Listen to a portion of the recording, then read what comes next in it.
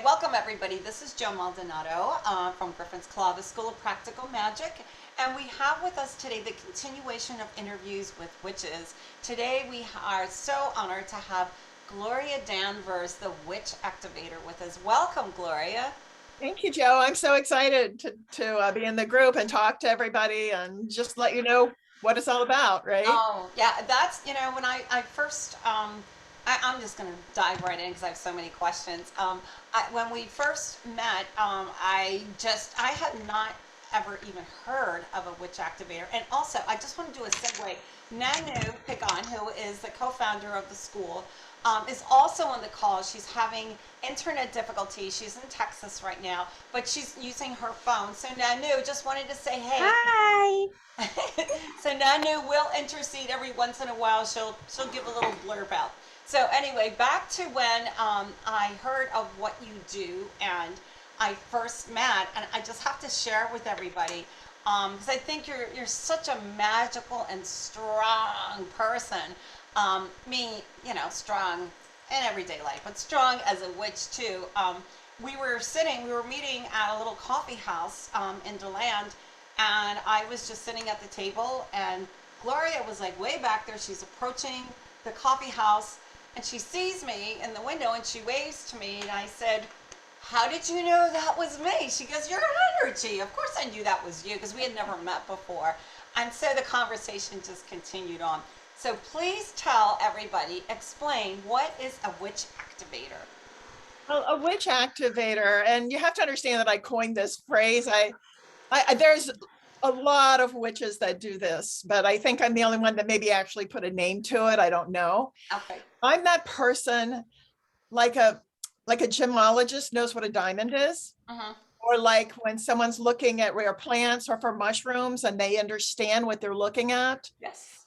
In the course of my life, I run into a lot of different people. First as an artist, and then and they give off people who are witches, and some men. I have activated some men, but it's mostly women. So I'm going to continue saying she, if that's okay, with the understanding that I love my male witches. I really do. But this is just giving off this energy and this scent, almost like when a flower gives off a scent, the flower doesn't know that it's giving off this scent, but it is so evident. So I'm going to start taking notes. There's so many questions already. You haven't even finished a sentence. So wait. So is a male considered a witch or a warlock? That's really semantics. I think that whatever you want to call yourself, whatever thrills your soul, is what you are. I'm not one of those witches that have a hierarchy and a system and a number and a ritual for every little thing. I think that the path of the witch is as varied as the path to enlightenment or to spirit. There's a million different paths that you can take, and your path is your path. And some of the difficult things that I've seen is when, budding witches are kind of squelched by other witches because they're telling them that they're not doing it right, or they're not saying it right, or, if you have that energy, if you have that magic, then it should be cultivated beautifully and allowed to flower into what it is. It's not up to me to start clipping you, to shape you in what my image is of a witch. So semantics, it's really, the way we perceive things. Right. Right. Okay. So when I'm working with a new witch, I listen, and I listen to what they say. I look at their energy. And I kind of have an acronym for witches that I follow. Okay. So a W for the witch is it's all about wisdom. Is this person wise beyond their circumstance or their age? That's what I'm listening for. I'm listening to a certain wisdom that is just natural. The second thing that I'm kind of looking at is intuition. And again, I have random conversations with people. They're random, but they're not random. And the way the universe is random, but it's not random. Fractal can look random, but it's really not. So I'm listening for intuition that tells me that they've got this indefinable raw, beautiful witchiness in them that wants to be expressed. The second thing is do they teach in some way? It's not only about learning, and it's not only about taking, it's about passing that on, whatever you know, even small little things. So I'm listening for the person who wants to teach and wants to give. So the next thing is a channel. And I meet a lot of witches that really feel that their power comes from them, and it comes from their tools, and it comes from their rituals, you know, and I say, whatever floats your boat, whatever it is that puts you close to your power, to your ability.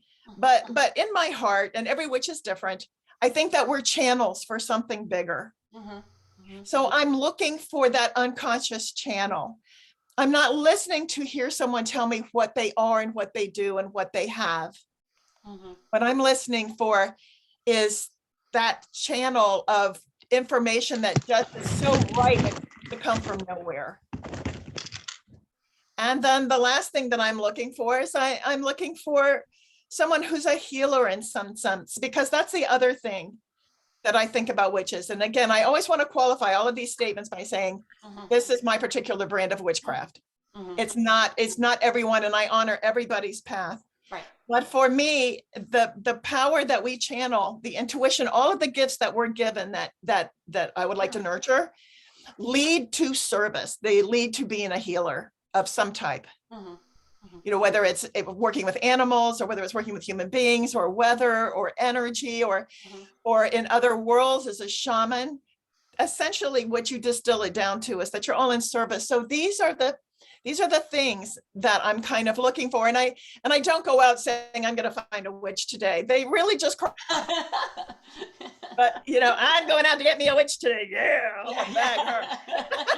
Well, so if I can, again, more questions, but if I could just repeat that for everybody that was listening. So you've taken the word witch, WITCH, and W, wiser, I, intuition, T, teaching, C, channel, and H, healer. So to you, when you look at all those representations of those letters, that to you, and you don't do it like, she's got the W but not the C. No. But to you, that is that the quote scent or energy that makes up all these things? Okay. Yes, you have it exactly. That is the scent or the energy that they're giving. Okay. So when you activate a witch, you go slow, like when you're planting seeds. You don't just cram a seed into the ground and inundate it with water and expect that it's going to flower. I mean, you're careful, because being a witch is there's a lot of things to overcome before you accept that. One is that you have to work through somebody's fears. So I very rarely ever display myself in all of my considerable I bring it down, I tone it down, because I want them to feel that I'm accessible. People are afraid. I was really in the fortunate position of never having to unlearn religious teachings. I mean, I went to church when I was a kid, but my parents weren't terribly religious. And as a young girl, I evidenced my witchiness right away.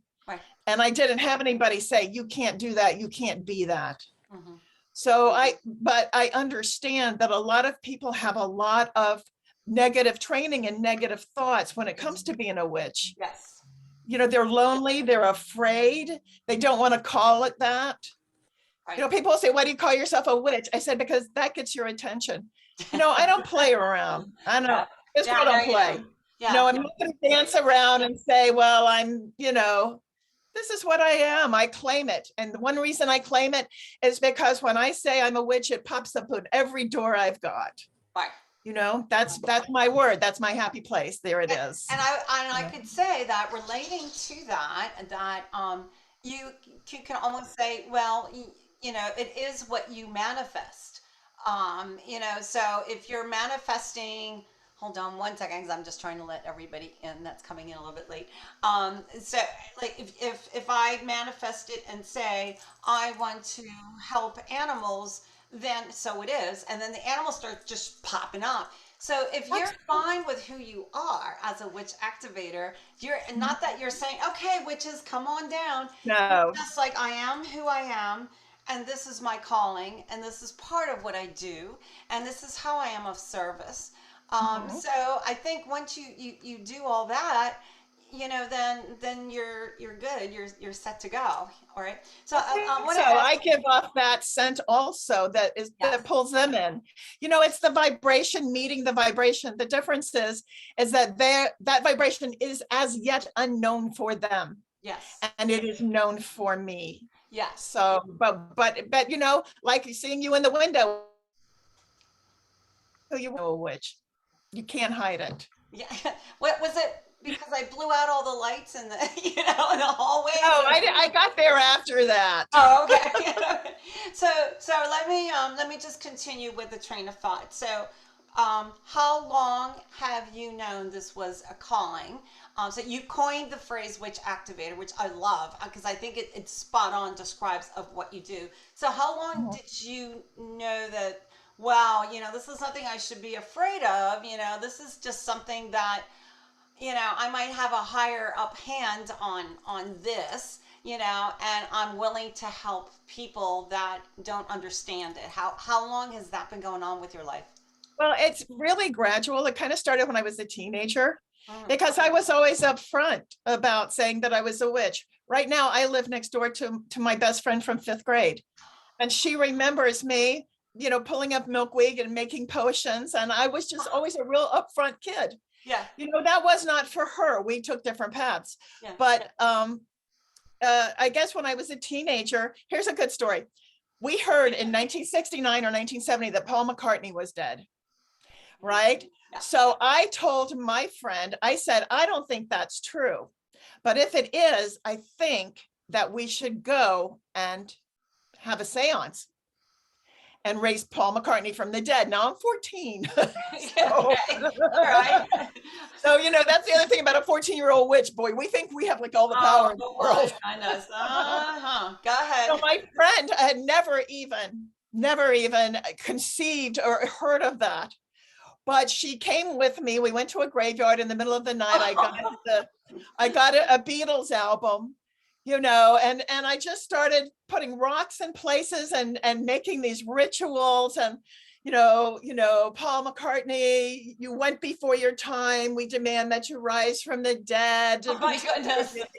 Right. So now obviously, what's really funny is that she and I are now friends on Facebook, and we're in our 60s. Yeah. And she did not follow the strong path that I did, but that woke her up.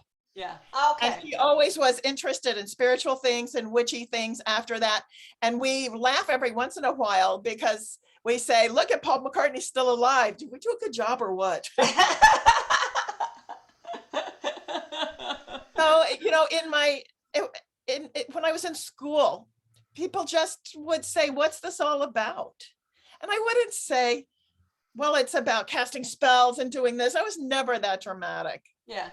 I said it's about feeling that energy. I said, you feel stuff inside you? Yes, you feel stuff inside you. Don't you want to name that? Do you ever wonder where it comes from? Yeah. Yeah.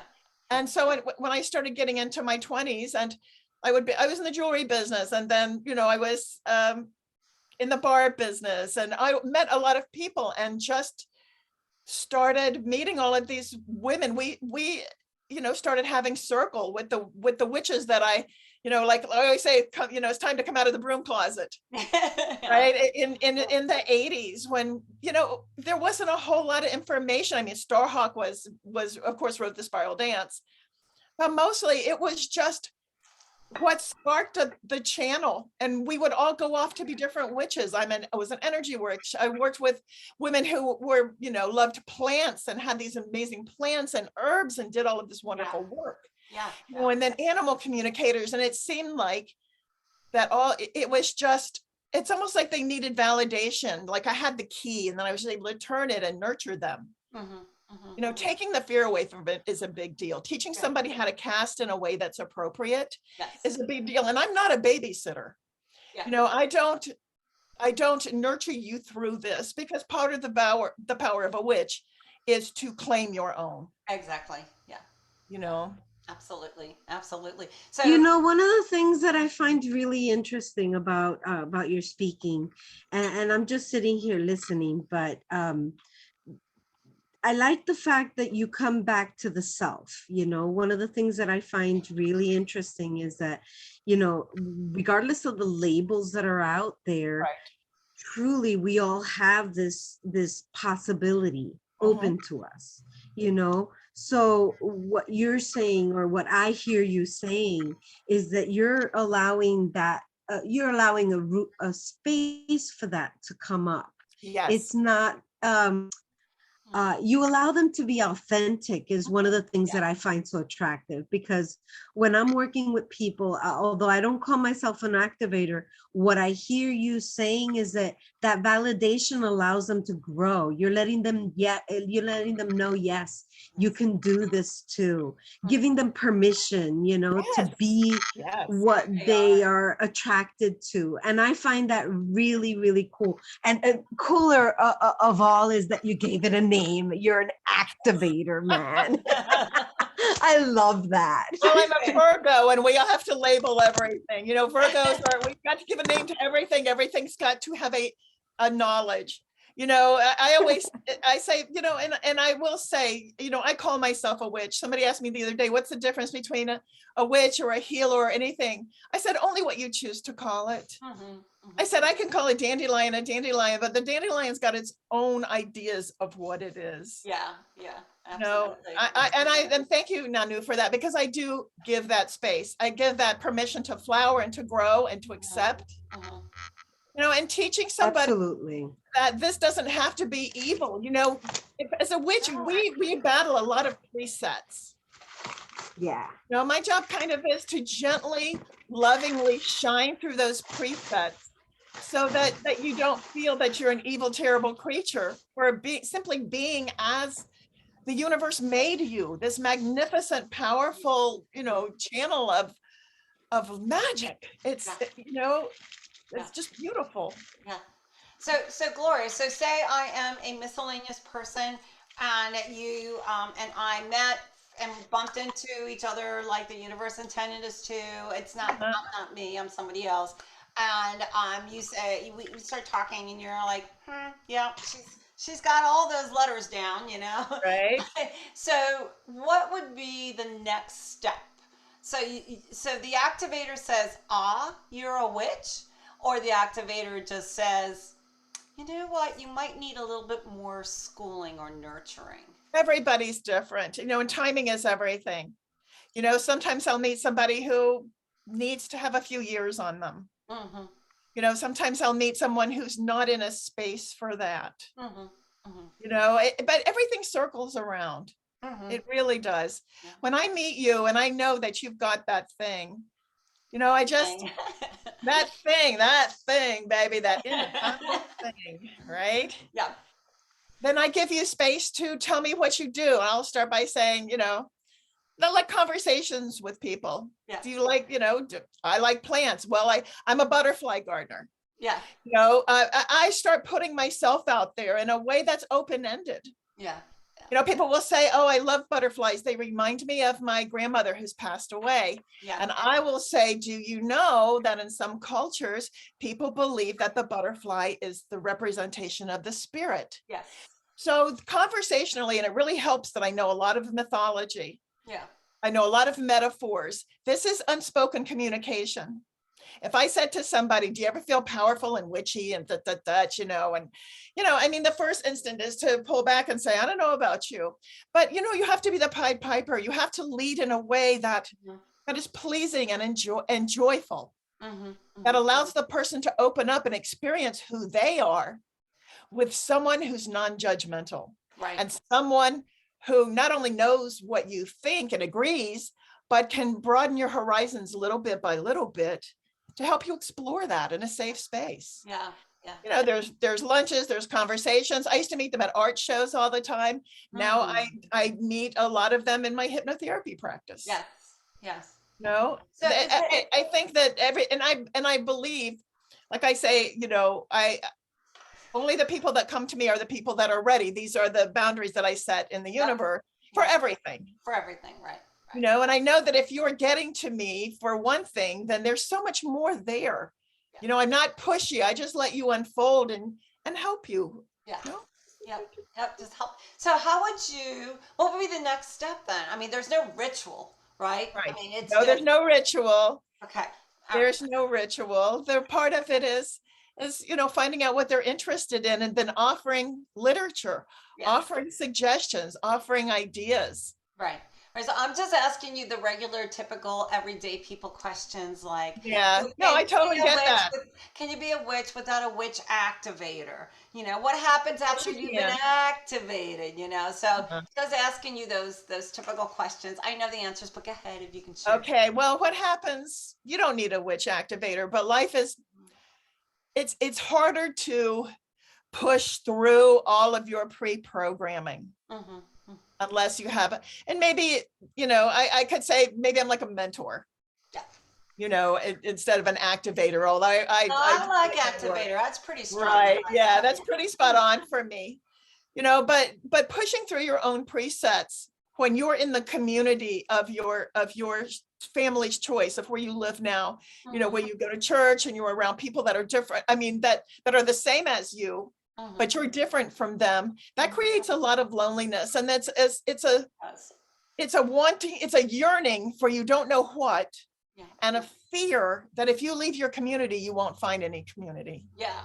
Yeah. And also the fear, like, what is the community? Yes. You know, there's all different kinds of groups. There's, you know, a million different kinds of groups. Yep. Some of them are, you know, very structured, like, you know, Wiccans, like the Gardnerians. And, you know, I'm really a loose witch. I like, you know, you go on and find your way. Yeah. You'll find your people or you won't. Yeah.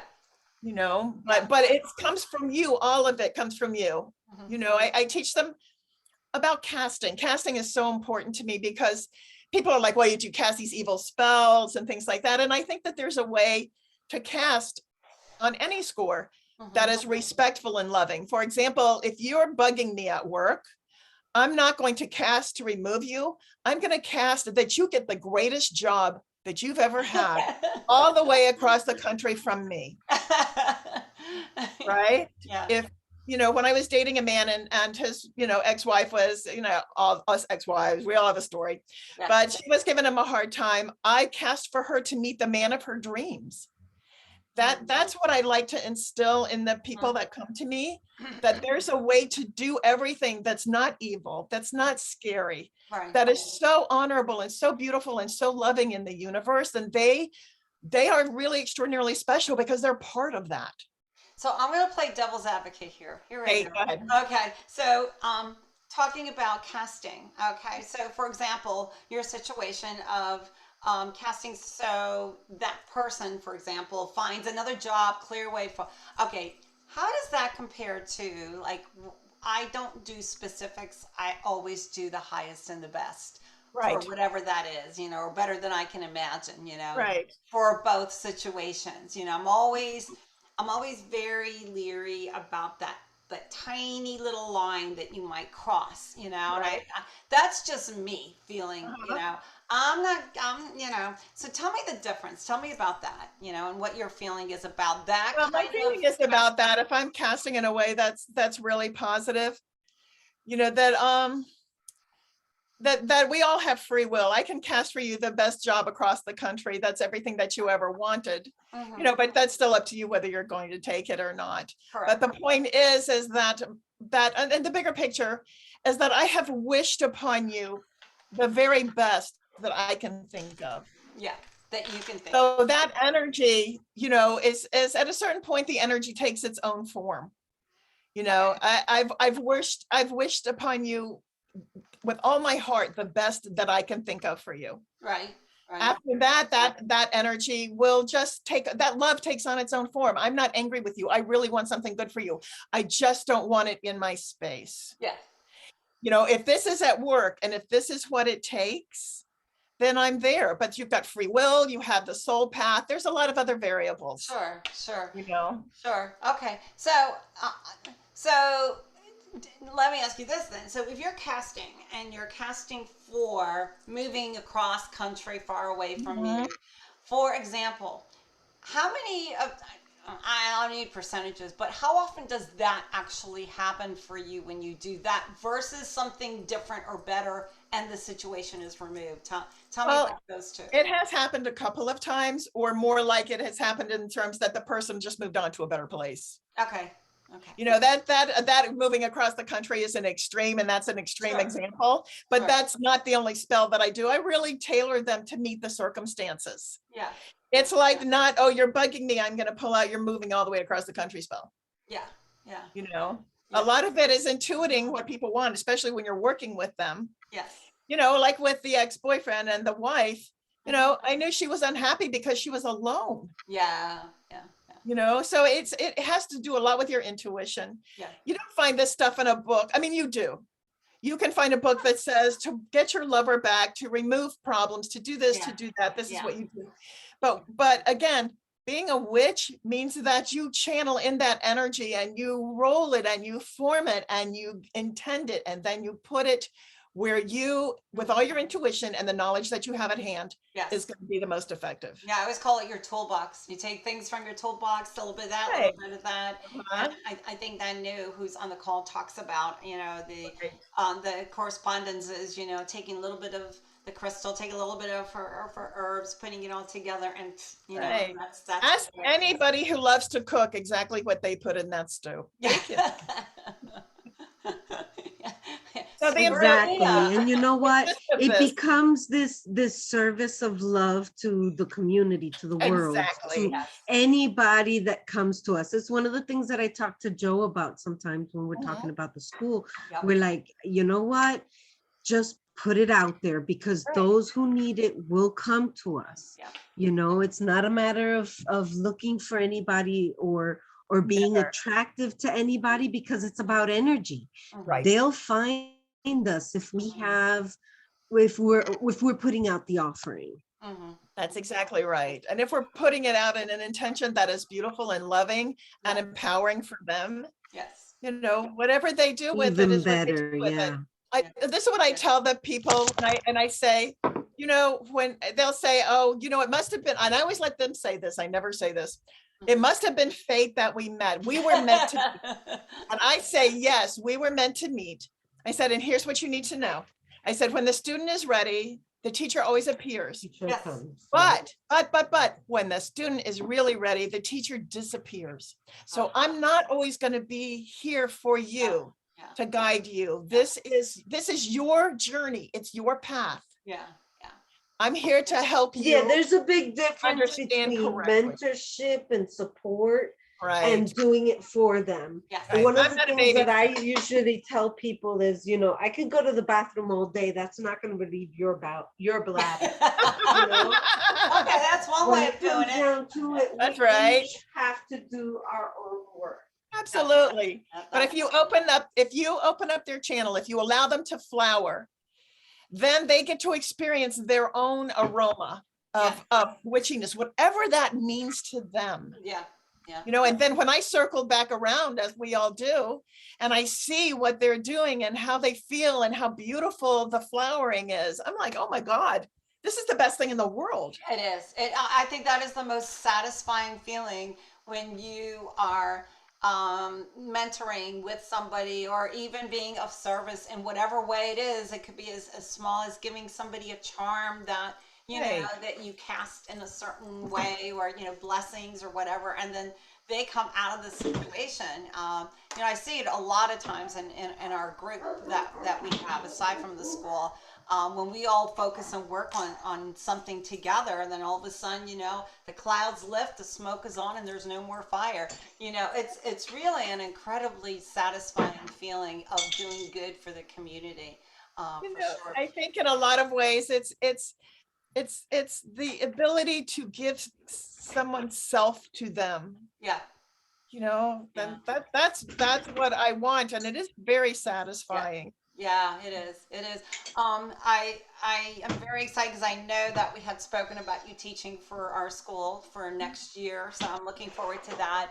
And I'm also very honored because I remember one of our conversations that we had was, and I asked that question about, well, what happens to your young witches, and you said, well, I can't mentor all of them, I can't, be on top of them, but your school does offer, a lot of information, a lot of classes on these various topics that can help them along their path. And that made me feel Absolutely. so wonderful because that is what, when we created the school, we wanted it to be a platform for not necessarily witches or maybe witches that don't know they're witches like me, the not a witch, of people to be able to go someplace and get all their information in one place, But so I think it's not just about getting the information, it's about getting information that allows a free thought, yes. information that is of integrity. Yes. That's really important because there's a million gajillion books out there, Oh yeah. and movies out there, and TikTok witches and all of that other stuff, and whatever you want to follow Yeah. is great. But for the witches that I activate, they are looking for something that is pure Yeah. and to be of service, Yes. and not, years ago, I used to teach how to make altars. I had the goddess shop for many years. I did a lot of rituals. I sold a lot of ritual tools, but here's what I thought, and you can take this for what it's worth. At a certain point, you become the altar and the Yes. ritual. Yes. And that is what I think that the witches that I'm activating are looking for, to be that house of the holy. Yes. Not to find out how many angels can dance on the head of a pin, or to have the right athame or the right, anything. The intention that you give and the partnership that you have with magic is the thing. And so I looked at a lot of your classes, and I see all of you, on Facebook and wherever we are meeting, and I see the integrity of your magic. Yeah. And I'm so honored to have you and so excited to have you as a resource. Thank you. Well, I am very honored to have you on board and have you be part of our group, part of Gryphons Claw. I think that's amazing.